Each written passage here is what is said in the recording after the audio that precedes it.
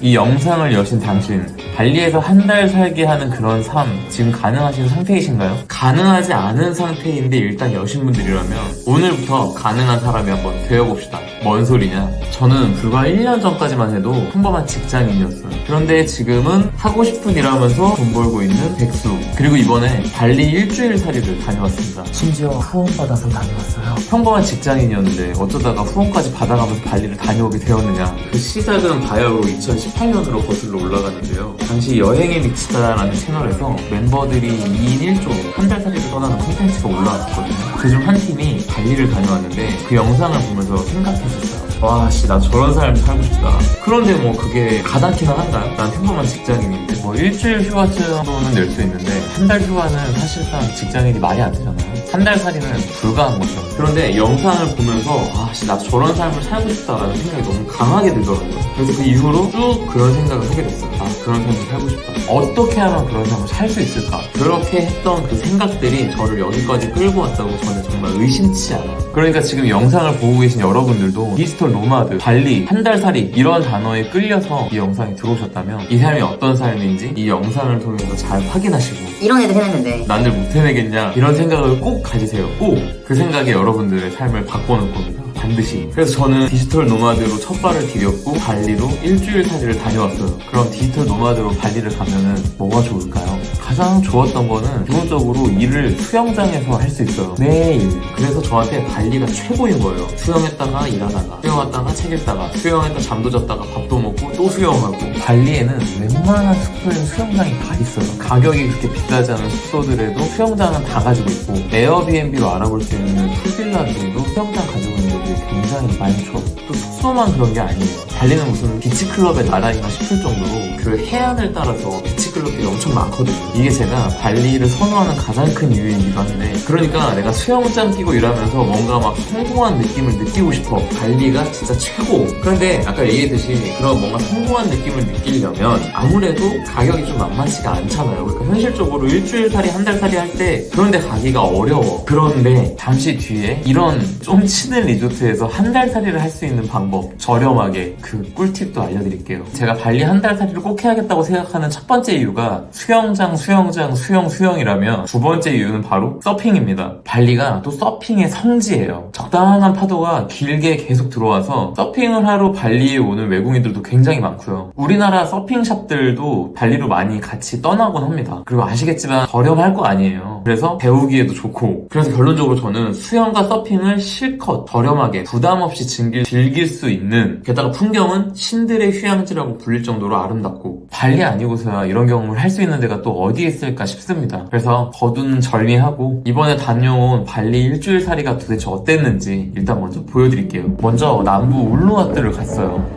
울루와트를 가면 꼭 가봐야 할 비치클럽이 있는데 싱글핀이라는 곳이에요. 왜냐하면 절벽 위에서 수영을 즐길 수가 있고 이 수영장에서 일몰을 맞이할 수가 있어요. 그리고 풍경을 더 잘 내려다볼 수 있는 실내 좌석도 있고요. 아래 바다를 보면은 먼 바다까지 나가서 파도를 즐기고 있는 서퍼들까지 볼 수가 있어요. 굉장하죠. 맑은 바다에 엄청난 풍광을 자랑하고 있는 이런 곳에서 노트북을 딱 펴고 일을 막 하고 있어. 진짜 이게 성공이지. 이게 성공이야. 발리 남부에 울루와트는 이런 곳이에요. 여기에서 갔던 숙소는 5성급 리조트인 르그란데 발리입니다. 여기가 리브인 발리에서 발리 일주일 살기로 오는 분들께 제공해주는 숙소라고 해요. 아무래도 저는 제작 협찬으로 가다 보니까 이런 스위트룸에서 일관을 했고요. 전 예전에 여행을 다니면서 이런 뭔가 일해야 할 것만 같은 책상은 도대체 왜 있나 했거든요.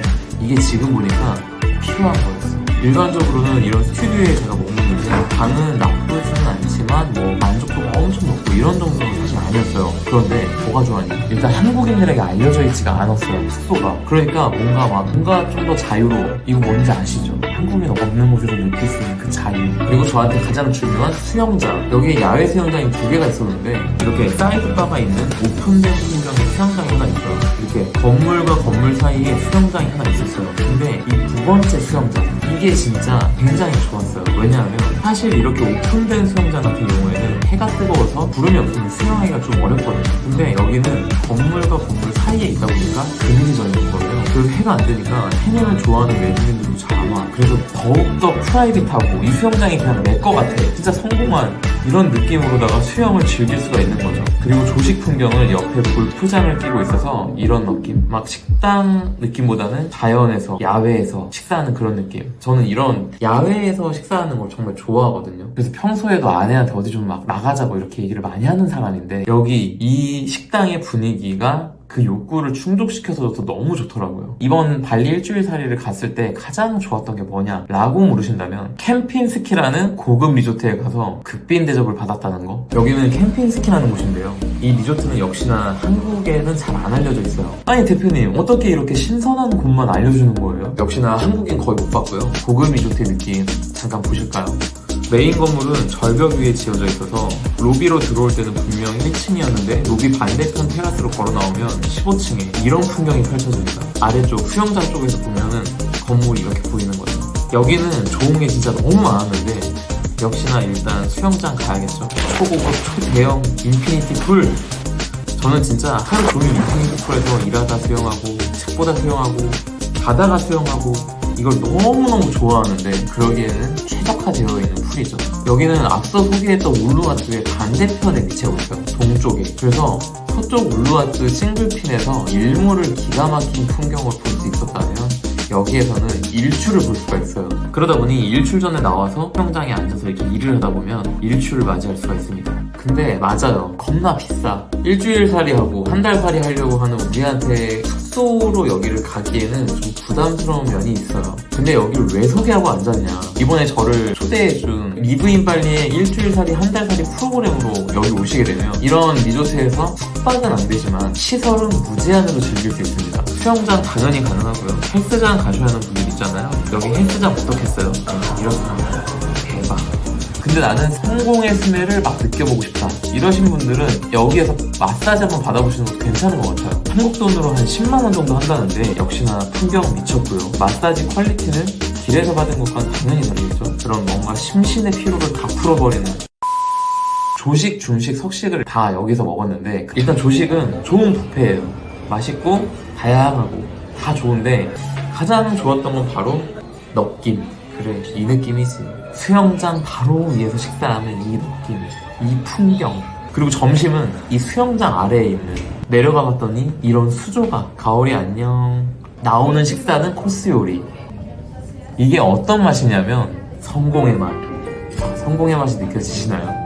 먹다 보면은 수조에서 이렇게 해녀가 물고기들을 잔뜩 끌고 나타나는데 굉장히 신선한 경험이었어요. 여러분들 이런 거 보신 적 있으신가요? 이걸 눈앞에서 보여줘요. 그리고 마지막으로 이렇게 불가사리를 선물로 주고 가더라고요. 해녀 센스 무엇. 나중에 아들 데리고 꼭 다시 갈 테다. 저녁 식사는 로비 위에 있는 중식 레스토랑 바이윤에서 허거를 먹었습니다. 인상적이었던 건 고기의 디스플레이. 이 샤브샤브용 고기를 이렇게 널어서 드라이아이스로 연출을 하는데 눈부터 일단 즐겁더라고요. 그리고 칵테일을 시키면 이렇게 직접 와서 눈앞에서 말아주기도 하고요. 우리는 아무래도 워케이션으로 갈 거잖아요. 디지털 노마드니까. 일을 하든 자기 개발을 하든 책을 읽든 할 거잖아요. 그래서 숙소 위주로 좀 자세하게 설명을 드려봤는데, 남부의 유명한 관광지 빅3를 소개를 해드려보면, 울루와트 사원에 가서 깎아지는 절벽을 따라 걸으면서 사람 물건을 훔쳐가는 원숭이들을 구경할 수 있고요. 여기는 귀여운 곳이죠. 계획과 공원이라고 있어요. GWK라고 표기되어 있는데 계획과라고 읽더라고요. 여기에 가시면 세계에서 가장 높은 동상을 볼 수 있습니다. 진짜 감탄이 절로 나오더라고요. 그리고 마지막으로 판타이 바투바라 이런 데가 다 있나 싶어요. 막 차들이 막 줄을 서 있고, 이게 뭔가 차 안에서 잘 몰랐는데 내리고 보니까 와, 직접 가보면 진짜 기가 막혀요. 장관이에요, 장관. 여기까지가 제가 남부여행 3일간 경험했던 곳들을 간추려본 내용이고요. 3일간의 남부여행을 마치고 공항보다는 북쪽에 위치한 요즘 가장 핫한 곳이기도 하고 디지털 노마드의 성지라고 불리는 곳인 짱구로 이동했습니다. 일할 수 있을 만한 환경을 제공해주는 공간들이 많이 생겨나고 있다고 해요. 저는 비록 비지클럽만 다니느라고 가보진 못했습니다만 짱구는 서핑하기에 그 남부 울루와투 이쪽 지역보다는 파도가 훨씬 만만한 지역이라고 해요. 그래서 초보분들이 오셔서 서핑을 배우기에 좋은 곳이다. 그리고 짱구는 아까 말씀드렸듯이 핫플레이스인 만큼 핫한 비치 클럽들이 많이 있어요. 그 중에 제가 가본 곳은 이 지역에서 가장 유명한 핀스, 그리고 카페 델바르 비치 클럽. 사람도 많고 진짜 핫한 비치 클럽을 경험해보고 싶다 이러시면은 핀스를 가시면 되고요. 아니야.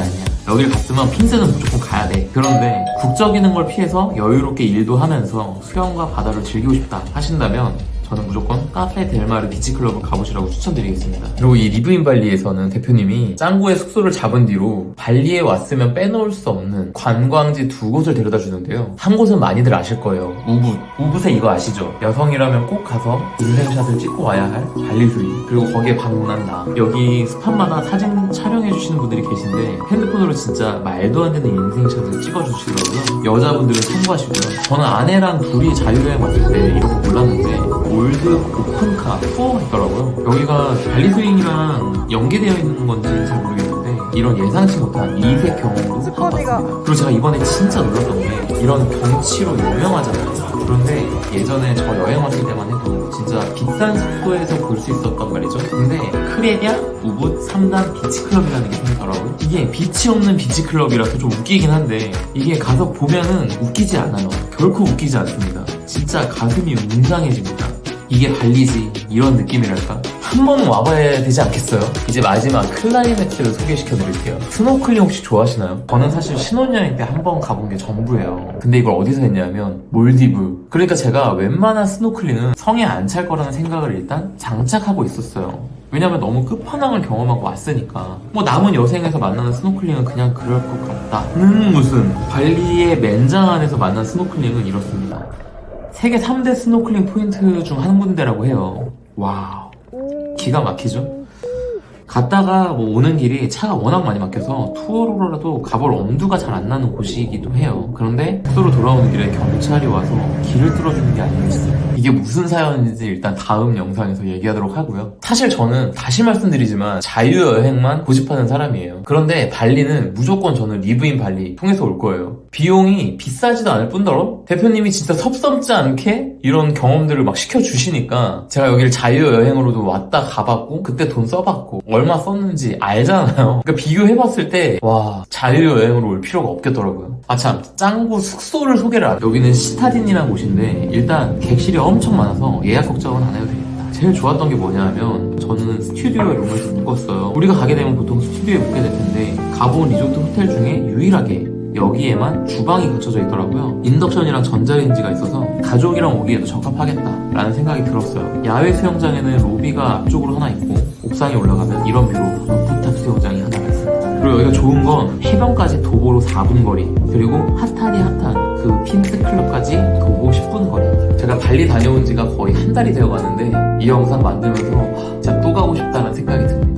어떠신가요? 디지털 노마드의 삶 한번 꿈꿔볼만 하지 않나요? 저는 이번에 발리를 다녀오면서 또 이 영상을 만들면서 다짐하게 되었어요. 그래, 어서 안 해도 퇴사해도 될 정도로 내 수입을 만들어서 가족이 함께 이런 곳을 다닐 수 있는 환경을 만들어야겠다. 나는 그런 사람이 된다. 무의식에 계속 주입하는 거죠. 답을 찾아내서 제가 예전에 여행에 미치다 영상을 보고 디지털 노마드의 꿈을 꾸기 시작했고 결국 삶을 변화시켰던 것처럼 혹시 직장 생활이 너무 힘들고 맞지 않으신다면 좋아하는 일을 잘하게 만들어서 나 자신을 가치 있게 만들고 가치를 스스로 만들 수 있는 사람이 되어서 나 스스로 돈을 벌 수 있는 그런 삶을 준비해보시면 어떨까요? 내가 이 삶을 이뤄보겠다라고 마음 먹고 선택만 하면 됩니다. 결국 선택에 달려있으니까. 오늘 저의 영상이 여러분들께 동기부여와 영감을 드릴 수 있었으면 좋겠습니다. 그럼 다음 영상에서 우리가 이렇게 발리 같은 곳을 다녀왔을 때 그게 우리에게 미치는 영향에 대해서 한번 이야기해보기로 할게요. 그럼 다음 영상에서 뵙겠습니다.